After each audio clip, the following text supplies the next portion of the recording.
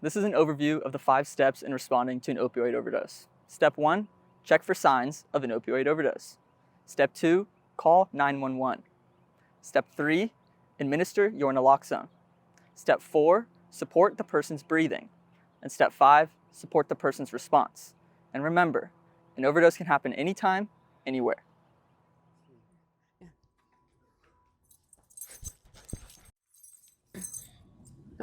The first step is to check for signs of an overdose. They are unconscious or non-responsive. They have small pinpoint pupils.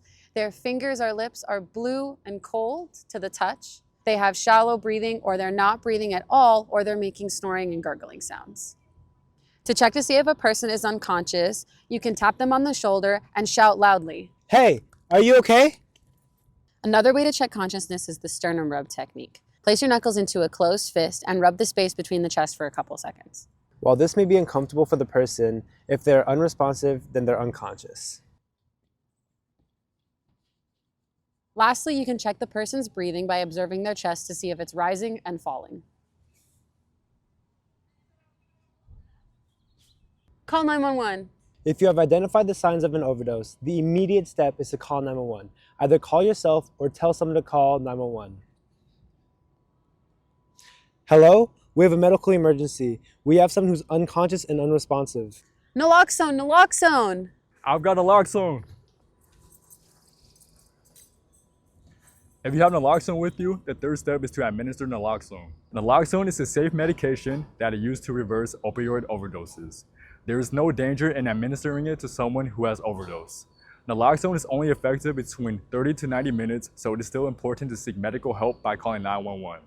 To use nasal spray naloxone, remember the 3 Ps: peel, place, and press. Peel the tab with the circle to remove the spray from the box. Each spray has 1 dose of naloxone.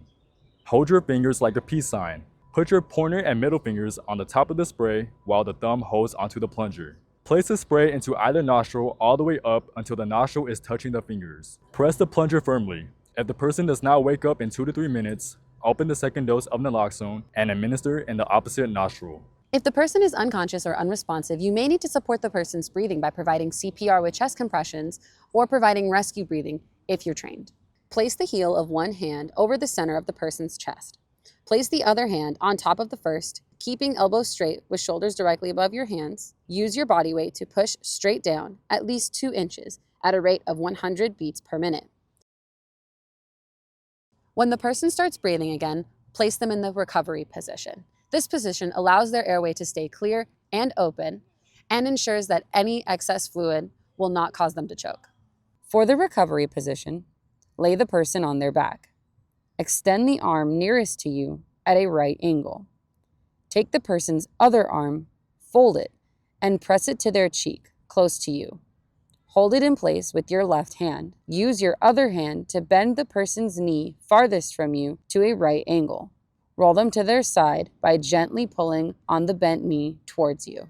If the person wakes up, support the person's response by being empathetic. Remain with them until EMTs arrive. Withdrawal symptoms can cause people to feel body aches, shivering, nausea, confusion, and irritation. If you need to, feel free to take a couple of steps back to protect yourself. Fentanyl test strips are included in our naloxone kits. They are used to test if drugs contain fentanyl. If used correctly, they can prevent overdoses. There are 3 ways to test drugs for fentanyl. Follow the instructions provided on the back of the test strip. 2 lines means negative, and 1 line means it's positive for fentanyl. Even if the test is negative, caution should still be taken, as false positives can occur. An overdose can happen within a few minutes or a few hours, which is why receiving medical attention quick is key. The California Good Samaritan Law protects you to seek help and carry naloxone. If you want more information on that, visit www.fullerton.edu/TitanWELL/opioid.html.